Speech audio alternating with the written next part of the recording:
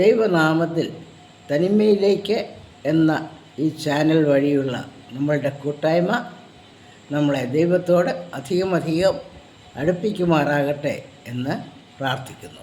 പുതിയ ദിവസം നമുക്കെല്ലാവർക്കും അനുഗ്രഹത്തിൻ്റെ ഒരു ദിവസമായി തീരുവാൻ കർത്താവ് സഹായിക്കണമേ എന്ന പ്രാർത്ഥനയോടെ ഈ ദിവസം നമുക്ക് ആരംഭിക്കാം. ഇയ്യോബിൻ്റെ പുസ്തകം 42-ാം അധ്യായം 10-ാമത്തെ വാക്യം വായിക്കുന്നു. ഇയ്യോബ് തൻ്റെ സഹോദരന്മാർക്ക് വേണ്ടി പ്രാർത്ഥിച്ചപ്പോൾ യഹോവ അവൻ്റെ സ്ഥിതിക്ക് ഭേദം വരുത്തി. മുൻപേ ഉണ്ടായിരുന്നതൊക്കെയും യഹോവ ഇയ്യോബിന് ഇരട്ടിയായി കൊടുത്തു. ഒരു ഭക്തൻ്റെ പ്രാർത്ഥനാ ജീവിതം അവൻ്റെ ജീവിതത്തിൽ വരുത്തുന്ന വ്യത്യാസത്തെയാണ് ഇവിടെ കാണിച്ചു തരുന്നത്. ഇയ്യോബിൻ്റെ ജീവിതത്തിൽ ഇയ്യോബ് എല്ലാ അനുഭവങ്ങളിൽ കൂടി, സുഖത്തിൻ്റെ അനുഭവത്തിലും ദുരന്തത്തിൻ്റെ അനുഭവത്തിലും എല്ലാറ്റിലും കൂടി കടന്നു പോകേണ്ടി വന്നു. അവിടെയൊന്നും ഇയ്യോബിൻ്റെ പ്രത്യേകത നമ്മൾ കാണുന്നത് ദൈവത്തിന് ഹിതമല്ലാത്തത് ഒന്നും ഇയ്യോബിൻ്റെ നാവിൽ നിന്നും വന്നില്ല. എല്ലായ്പ്പോഴും ദൈവത്തെ അനുസ്മരിച്ചുകൊണ്ട്, ദൈവത്തോട് നന്ദിയുള്ളവനായിരുന്നുകൊണ്ട്, ദൈവത്തെ കുറ്റം പറയാതെ ജീവിച്ച ഒരു വ്യക്തിയായിരുന്നു ഇയ്യോബ്. ഇയ്യോബിൻ്റെ ജീവിതത്തിൽ സാത്താന് ദൈവം ഇയ്യോബിനെ പീഡിപ്പിക്കുവാൻ അനുവാദം കൊടുത്തപ്പോൾ സാത്താൻ അവൻ്റെ ധനത്തെ ഇല്ലാതെയാക്കി, അവൻ്റെ പ്രിയപ്പെട്ടവരെ ഇല്ലാതെയാക്കി, അവരുടെ സകല സ്വത്തുക്കളെയും പ്രിയപ്പെട്ടവരെയും ബന്ധുക്കളെയും ചാർച്ചക്കാരെയും സ്നേഹിതന്മാരുടെ സ്നേഹത്തെയും സകലവും ഇല്ലാതെയാക്കി. ചുറ്റിലും വിമർശനം മാത്രം, ഇയ്യോബിനെ കുറ്റപ്പെടുത്തുന്ന ആളുകൾ മാത്രം. ആരോഗ്യം നഷ്ടപ്പെട്ടു. ഭാര്യ പോലും ഇയ്യോബിനെ കുറ്റപ്പെടുത്തി ദൈവത്തെ തള്ളിക്കളയുവാൻ നിർദ്ദേശിച്ചു. അവിടെയൊന്നും ഇയ്യോബിൻ്റെ വിശ്വാസത്തെ ഇല്ലാതെയാക്കുവാൻ ആർക്കും ഒരു ശക്തിക്കും സാധിച്ചില്ല. അവസാനം ഇയ്യോബിൻ്റെ ജീവിതത്തിലുണ്ടായ വ്യതിയാനമാണ് നമ്മൾ കാണുന്നത്. സകലതും നഷ്ടപ്പെട്ട ഇയ്യോബിന് ദൈവത്തിലുള്ള പ്രത്യാശ നഷ്ടപ്പെട്ടില്ല. പ്രത്യാശ കാത്തു സൂക്ഷിച്ചു. വിശ്വാസം, പ്രത്യാശ, സ്നേഹം, ഇവ മൂന്നുമാണല്ലോ നിലനിൽക്കുന്നതായുള്ള കാര്യങ്ങൾ. പ്രത്യാശ നഷ്ടപ്പെടാത്ത ഇയ്യോബ് തൻ്റെ സ്നേഹിതന്മാർക്ക് വേണ്ടി പ്രാർത്ഥിച്ചു. സ്നേഹിതന്മാർ ഇതുവരെയും എന്താണ് ചെയ്തത്? ഇയ്യോബിനെ കുറ്റപ്പെടുത്തിക്കൊണ്ടിരിക്കുകയായിരുന്നു. നിൻ്റെ കുറവുകളെ നീ മനസ്സിലാക്കുക, നീ അനുദപിക്കുക എന്നുള്ള ആ മനോഭാവത്തോടുകൂടി ഇയ്യോബിൻ്റെ സ്നേഹിതന്മാർ ചുറ്റും വരുന്ന വേദനിക്കുന്ന ഇയ്യോബിനെ കൂടുതൽ വേദനിപ്പിച്ചുകൊണ്ടിരുന്നു. അവരോടൊന്നും ഈർഷ്യയോ പകയോ ഒന്നും ഇയ്യോബ് കാണിക്കുന്നില്ല. എല്ലാം ദൈവത്തിൽ സമർപ്പിച്ചുകൊണ്ട് ഇയ്യോബ് തൻ്റെ വേദന സഹിച്ചു നിന്നു.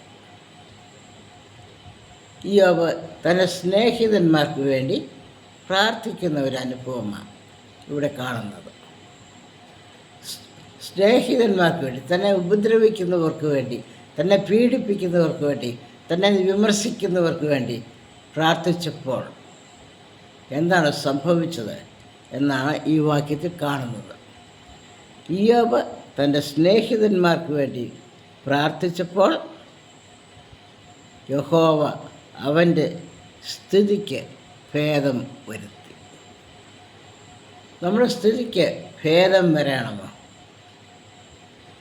നമ്മുടെ ശത്രുക്കൾക്ക് വേണ്ടി, നമ്മെ ഉപദ്രവിക്കുന്നവർക്ക് വേണ്ടി, നമ്മെ പീഡിപ്പിക്കുന്നവർക്ക് വേണ്ടി, നമ്മെ വിമർശിക്കുന്നവർക്ക് വേണ്ടി, നമ്മെ സമൂഹത്തിൽ കൊച്ചാക്കാൻ നോക്കുന്നവർക്ക് വേണ്ടി പ്രാർത്ഥിക്കുക.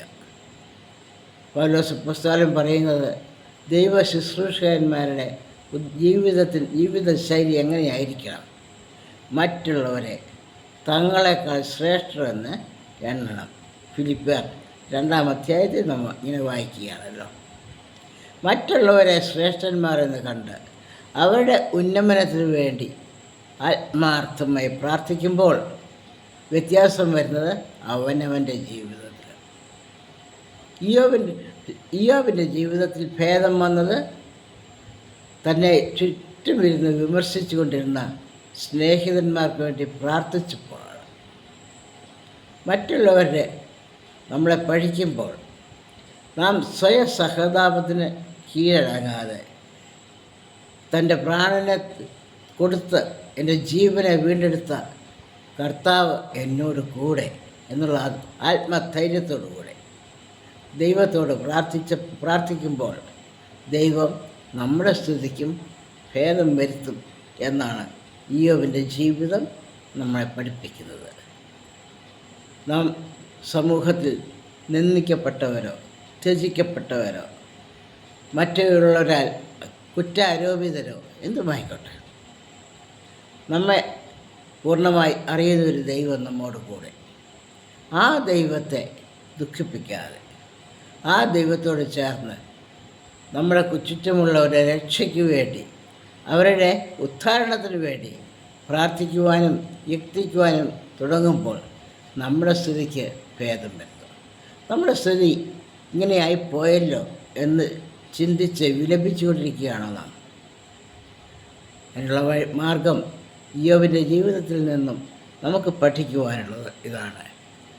മറ്റുള്ളവർക്ക് വേണ്ടി ആര് നമ്മളെ ഉപദ്രവിച്ചു, നമ്മളെ ദുഃഖിപ്പിച്ചു എന്ന് ചിന്തിക്കാതെ അവർക്ക് വേണ്ടി, അവരുടെ നന്മയ്ക്ക് വേണ്ടി അവരോട് ക്ഷമിക്കണമേ, അവർക്ക് നന്മ കൊടുക്കണമേ എന്നുള്ള മനസ്സോടുകൂടി നാം അവർക്ക് വേണ്ടി പ്രാർത്ഥിക്കുമ്പോൾ ദൈവം നമ്മുടെ ജീവിതത്തിൽ ഭേദം വരുത്തും. ദൈവത്തോടും മനുഷ്യരോടുമുള്ള നമ്മുടെ മനോഭാവത്തിൽ നമുക്കൊരു ശുദ്ധീകരണം ആവശ്യമാണ്. നമ്മെ സ്നേഹിക്കുന്ന, നമ്മുടെ കുറവുകളെ ക്ഷമിക്കുന്ന, നമ്മെ അധികമായിട്ട് നമ്മുടെ നന്മയെ ആഗ്രഹിക്കുന്ന ദൈവം നമ്മോട് കൂടെയുള്ളപ്പോൾ ഒരു ശക്തിയും നമ്മെ ആ സ്നേഹത്തിൽ നിന്നും വേർപിരിക്കുന്നില്ല. നമ്മുടെ സ്ഥിതിക്ക് മാറ്റം വരും. യഹോവ ഇയ്യോബിനെ ഇരട്ടിയായി തനിക്ക് മുൻപേ ഉണ്ടായിരുന്ന എല്ലാം ഇരട്ടിയായി കൊടുത്തു. തൻ്റെ മക്കളെ കൊടുത്തു, സ്വത്ത് കൊടുത്തു, സ്നേഹിതരെ കൊടുത്തു, ചുറ്റുപാടുമുള്ള ആളുകൾ തനിക്ക് അനുകൂലമായി എല്ലാം അനുകൂലമാക്കി. പ്രതികൂലങ്ങളെ അനുകൂലമാക്കുന്ന ഒരു ദൈവം പ്രതികൂലങ്ങളെ അനുകൂലമാക്കുവാനുള്ള മാർഗം കാണിച്ചിരിക്കുകയാണ്. നിങ്ങളുടെ ശത്രുക്കളെ സ്നേഹിപ്പീൻ, അവർക്ക് വേണ്ടി പ്രാർത്ഥിപ്പീൻ.